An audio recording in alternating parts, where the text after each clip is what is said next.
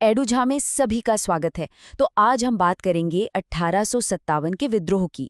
इसे हम ना एक कहानी की तरह समझेंगे, बिल्कुल आसान भाषा में। और हाँ, ये टॉपिक प्रतियोगी परीक्षाओं के लिहाज से बहुत बहुत ज़्यादा महत्वपूर्ण है। तो सवाल ये उठता है कि 1857 से पहले आखिर भारत में चल क्या रहा था। ईस्ट इंडिया कंपनी ऐसा क्या कर रही थी कि लोगों में इतना गुस्सा भर गया। और फिर वो कौन सी एक चिंगारी थी जिसने पूरे देश में आग लगा दी। चलिए इसी कहानी को आज खोलते हैं और समझते हैं उन वजहों को जिन्होंने भारत के इतिहास के सबसे बड़े विद्रोह को जन्म दिया। आज के हमारे इस सफर में हम सबसे पहले विद्रोह की पृष्ठभूमि को देखेंगे, फिर जानेंगे कि ये कैसे फैला, इसके असफल होने के क्या कारण थे, इसका असर क्या हुआ, और हाँ, आखिर में परीक्षा के लिए सबसे जरूरी तथ्य भी देखेंगे। तो ये है हमारा पूरा रोड मैप। तो चलिए शुरू करते हैं पहले हिस्से से, विद्रोह की पृष्ठभूमि। देखिए, समझना बहुत जरूरी है कि 1857 का विद्रोह कोई एक दिन में नहीं हुआ था। इसके पीछे सालों से सुलग रही एक आग थी। धीरे धीरे एक ऐसा माहौल बन रहा था जो एक बड़े तूफान की जमीन तैयार कर रहा था। इसे ऐसे समझिए, अंग्रेजों ने भारत की पूरी अर्थव्यवस्था को अपने फायदे के लिए निचोड़ना शुरू कर दिया। भारत, जो कभी अपने शानदार कपड़ों और मसालों के लिए पूरी दुनिया में जाना जाता था, अब बस एक सप्लायर बनकर रह गया था। यहाँ से कच्चा माल जैसे कपास और नील सस्ते में इंग्लैंड जाता था और वहाँ की फैक्ट्रियों में बना महंगा कपड़ा वापस यहीं आकर बिकता था। नतीजा, हमारे अपने बुनकर, अपने कारीगर सब बर्बाद हो गए। तो जैसा कि मैंने कहा, यह गुस्सा कई वजहों से जमा हो रहा था। राजनीतिक वजह थी लॉर्ड डलहौजी की हड़प नीति, जिससे कई राजा महाराजा अपनी गद्दी खो बैठे। फिर थी आर्थिक मार। किसानों पर इतना भारी लगान लगा दिया गया कि उनकी कमर ही टूट गई और भारतीय उद्योग तो पहले ही तबाह हो चुके थे। सामाजिक धार्मिक मामलों में अंग्रेजों ने सती प्रथा पर रोक लगाई, जो कि एक अच्छा कदम था। लेकिन उस समय के लोगों को लगा कि ये हमारे धर्म में दखलंदाजी है। और फिर सबसे बड़ी वजह जिसने आग में घी का काम किया, वो थी सेना के अंदर का भेदभाव और वो चर्बी वाले कारतूस का विवाद, जिसने सीधे सीधे सैनिकों की धार्मिक भावनाओं को चोट पहुंचाई।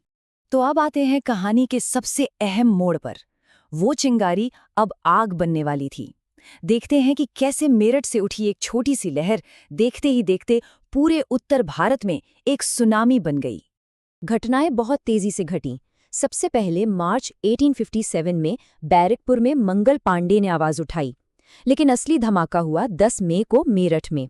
वहां के सिपाहियों ने उन नए कारतूसों को छूने से भी इनकार कर दिया। उन्होंने जेल तोड़कर अपने साथियों को आजाद कराया और अंग्रेज अफसरों को मार गिराया।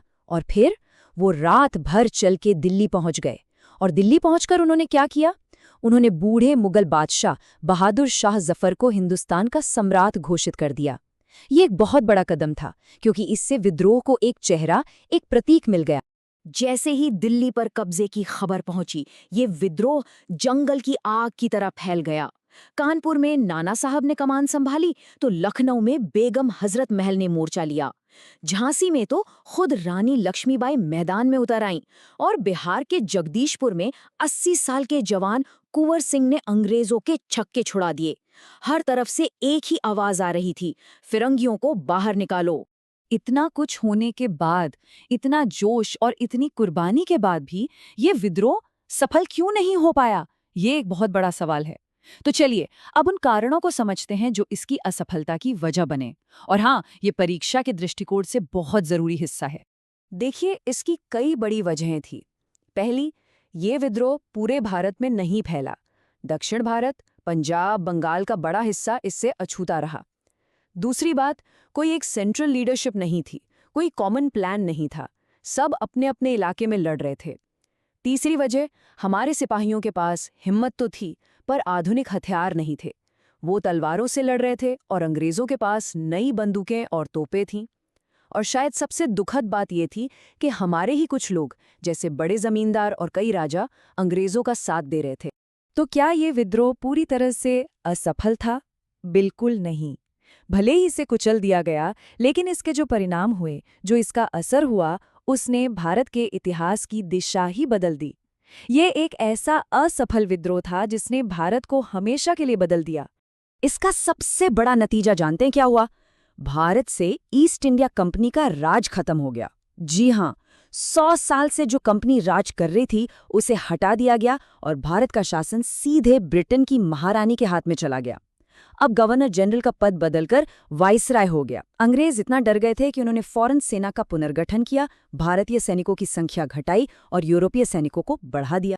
और सबसे जरूरी बात, इस विद्रोह ने हार कर भी हमें एक बहुत बड़ी चीज दी, राष्ट्रीय एकता।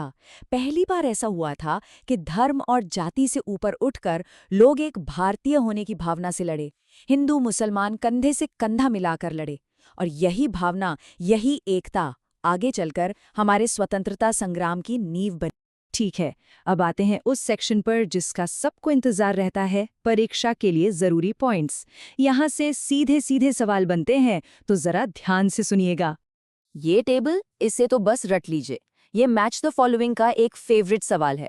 एक तरफ विद्रोही केंद्र और दूसरी तरफ वो अंग्रेज अफसर जिसने विद्रोह को दबाया, जैसे दिल्ली में जॉन निकलसन, कानपुर में सर कॉलिन कैम्पबेल और झांसी में सर ह्यू रोज।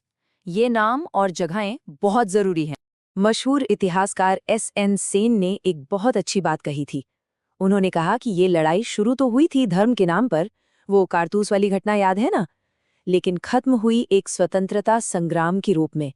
मतलब इसका मकसद बड़ा होता गया और ये सिर्फ सिपाहियों का गुस्सा न रहकर आज़ादी की लड़ाई बन गया। तो कुल मिलाकर हम क्या कह सकते हैं? यही कि 1857 का विद्रोह सिर्फ एक फौजी बगावत नहीं थी। नहीं, ये उससे कहीं बढ़कर था। ये वो नींव का पत्थर था जिस पर हमारे स्वतंत्रता आंदोलन की पूरी इमारत खड़ी हुई। तो उम्मीद है कि 1857 की ये पूरी कहानी अब अच्छे से समझ आ गई होगी। अगर ये कोशिश अच्छी लगी हो तो एडू झा के साथ ज़रूर जुड़ें। हम ऐसे ही और भी टॉपिक्स को आसान बनाकर लाते रहेंगे। धन्यवाद।